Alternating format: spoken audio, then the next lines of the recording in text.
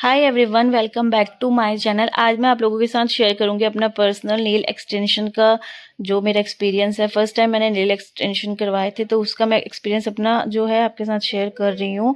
करवाने का भी और नेल एक्सटेंशन को निकालने का भी, दोनों का एक्सपीरियंस मैंने इसी वीडियो में शेयर कर रखा है, तो आप इस वीडियो को लास्ट तक ज़रूर देखना। तो सबसे पहले मैं नेल एक्सटेंशन कराने के लिए मार्केट गई।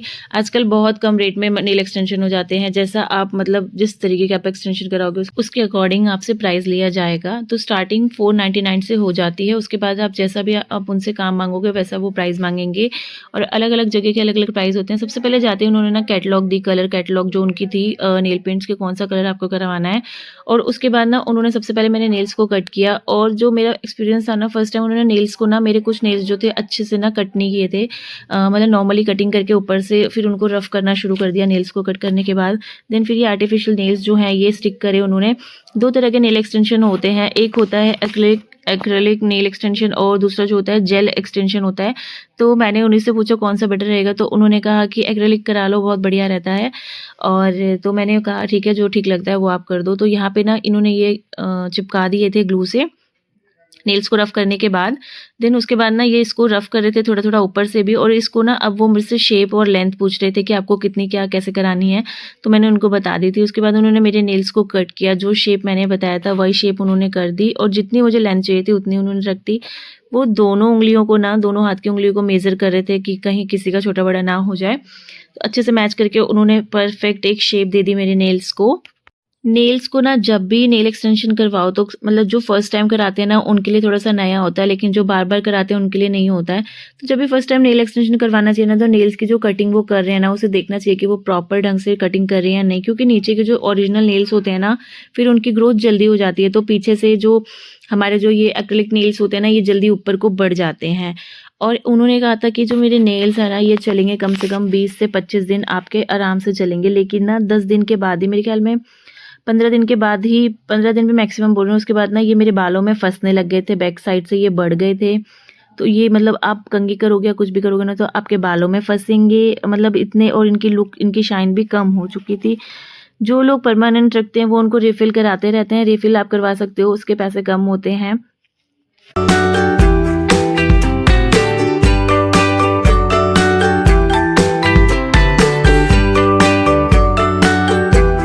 यहाँ पे इन्होंने मेरे दोनों हाथों को बराबर, नेल्स को दोनों को मेज़र कर लिया था। उसके बाद इन्होंने फिर से एक फाइनल कटिंग करी और फाइनल शेप डालेंगे। ये दोनों फिंगर से फिंगर, थंब से थंब को मैच करके ये साइज़ और शेप चेक कर रहे थे प्रॉपर। यहाँ पे ना दोनों बिल्कुल प्रॉपर हो गए थे। तो ये देखो यहाँ पे ना इन्होंने साइज़ और शेप दोनों इक्वल करके रेडी कर दिया था बिल्कुल। अब ये ना इसको हल्का हल्का पीछे पुश कर रहे थे मेरे नेल्स को। और उसमें ना अब ये जो पाउडर है पिंक कलर का, ये एक्रिलिक पाउडर है, इसको एक लिक्विड के साथ, लिक्विड मुझे नहीं पता क्या होता है, उस लिक्विड के साथ लगा के ये इसमें फिंगर के ऊपर ना इसको लगाएंगे और इक्वल बेस करेंगे इसका प्रॉपर, बराबर से एकदम। बराबर करने के बाद ही नेल पेंट अप्लाई होती है।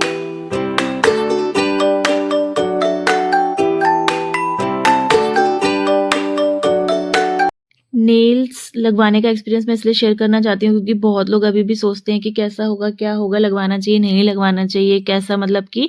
तो उसके लिए ये बहुत ज़्यादा हेल्पफुल वीडियो उन लोगों के लिए रहेगी। इसलिए मैं अपना पर्सनल एक्सपीरियंस शेयर कर रही हूँ ताकि उन लोगों की हेल्प हो सके।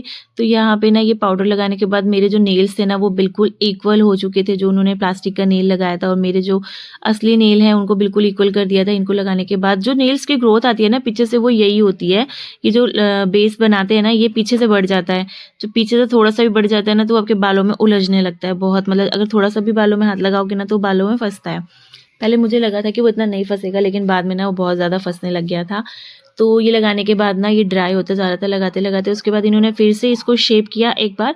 शेप करने के बाद ये नेल पेंट का कलर मुझे चेक करा रहे थे। जो मैंने कलर बताया वो तो उनको पता ही था, लेकिन फिर भी उन्होंने मुझे कहा कि अब रेड करा लो, रेड बहुत ज़्यादा चल रहा है, बट मुझे पिंक कराना था, डार्क पिंक कलर कराना था। तो उन्होंने दोनों मुझे लगा के दिखाए कि जो अच्छा लग रहा है ना आप मुझे वो बता दो, मैं वही लगा देता हूँ। तो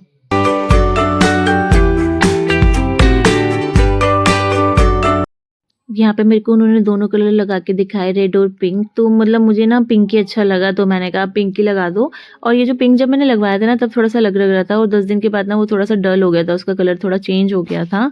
पता नहीं ऐसा मेरे साथ ही हुआ या मैंने जहाँ से करवाया, या मतलब सबके साथ ऐसा हो जाता है।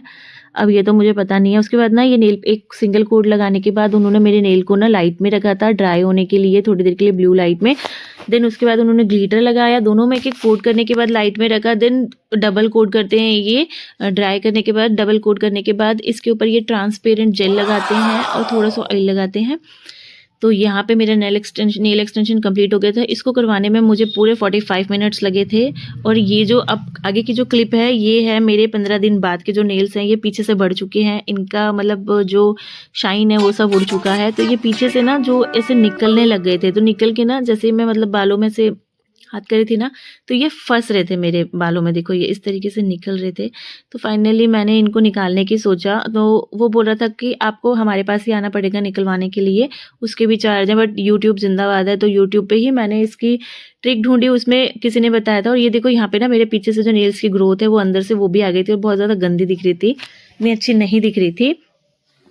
तो यहाँ पे ना मैंने गर्म पानी लिया, उसमें थोड़ा शैम्पू डाला, किसी ने यूट्यूब पे वीडियो बना के डाल रखी है कि उसमें थोड़ा थोड़ा डिप करना है। अगर आपसे बर्दाश्त हो रहा है तो कंटिन्यू आप रख सकते हो, नहीं तो आप ऐसे अंदर डाल के ऐसे बाहर हाथ बाहर मतलब 2-3 बार कर सकते हो।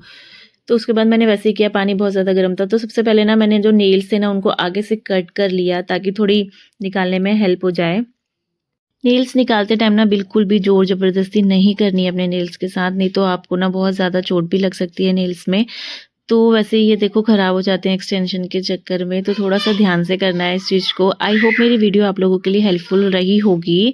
थैंक यू सो मच मेरी पूरी वीडियो को देखने के लिए।